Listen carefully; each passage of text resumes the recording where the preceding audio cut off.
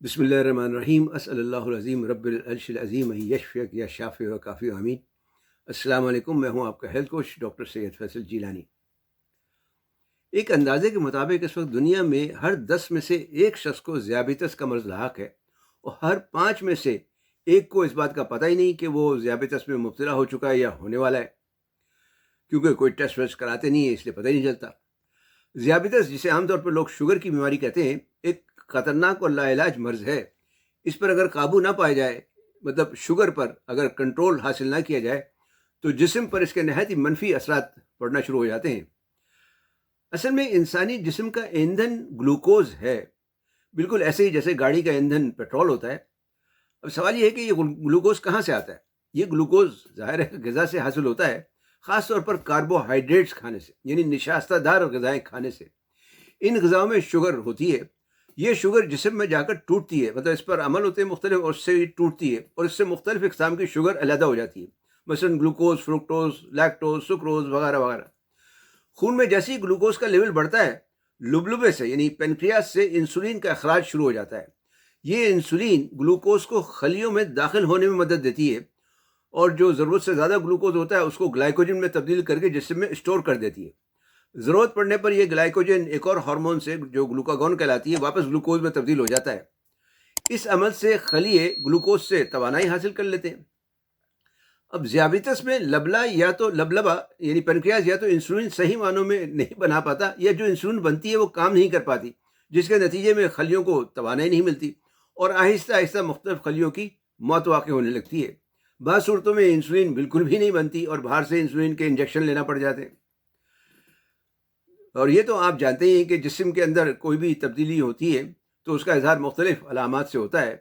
اسی طرح ذیابیطس کی بھی کچھ علامات ہیں جن کا جاننا ہر شخص کے لیے بہت ضروری ہے، کیونکہ اس وقت دنیا بھر میں ذیابیطس بہت زیادہ پھیل رہا ہے، اور ان علامات کو نظر انداز کرنے کے نتائج نہایت خطرناک ثابت ہو سکتے ہیں، خاص طور پر وہ علامات جو زیادہ تر رات کے وقت ظاہر ہوتی ہیں۔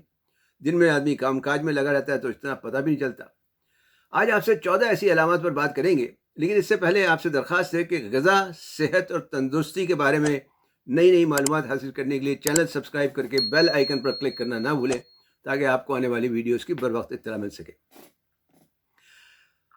اب بات کرتے ہیں ذیابیطس میں رات کے وقت ظاہر ہونے والی 14 علامات پر۔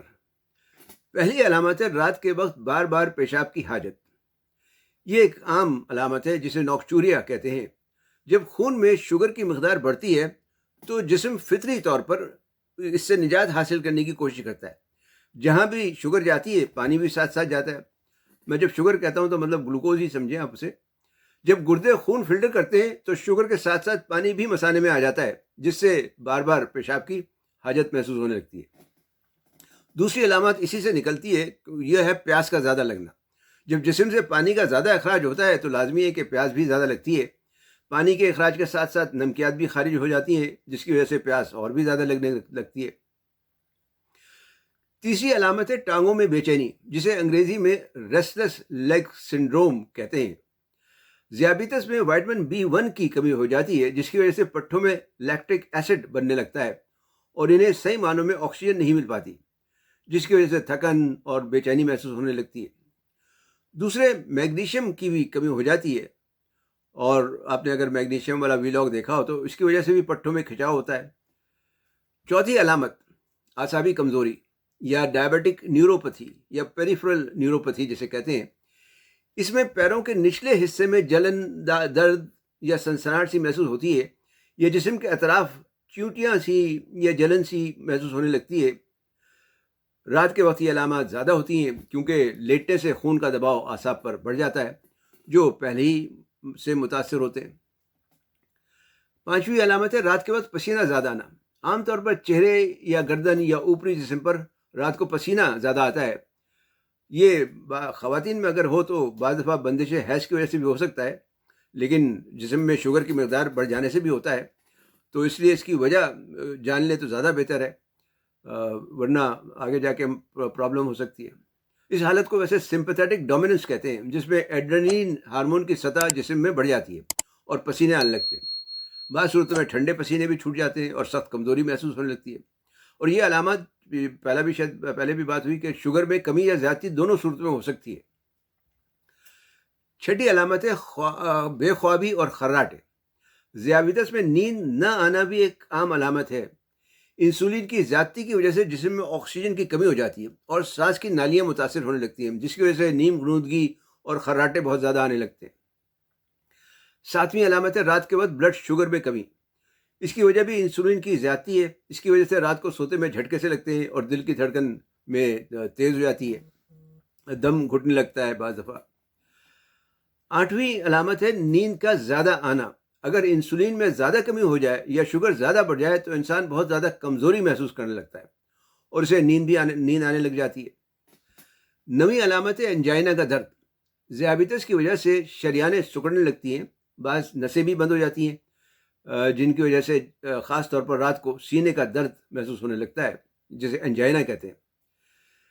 10ویں علامت ہے معدے کی تیزابیت۔ رات کو جب سونے لیٹتے ہیں تو معدے کی تیزابیت بڑھ جاتی ہے، جلن اور کھٹی ڈکاریں آتی ہیں۔ 11ویں علامت ہے ڈراؤنے خواب۔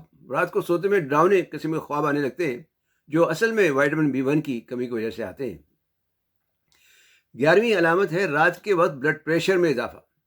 ذیابیطس کے مریضوں کو رات کے وقت بلڈ پریشر میں اضافہ ہو سکتا ہے، جسے نان ڈپنگ کہتے ہیں۔ مطلب یہ کہ عام طور پہ نارمل آدمی کے نیند کے دوران بلڈ پریشر کم ہو جاتا ہے، لیکن ذیابیطس والوں کا کم نہیں ہوتا اور انہیں زیادہ بے چینی محسوس ہونے لگتی ہے۔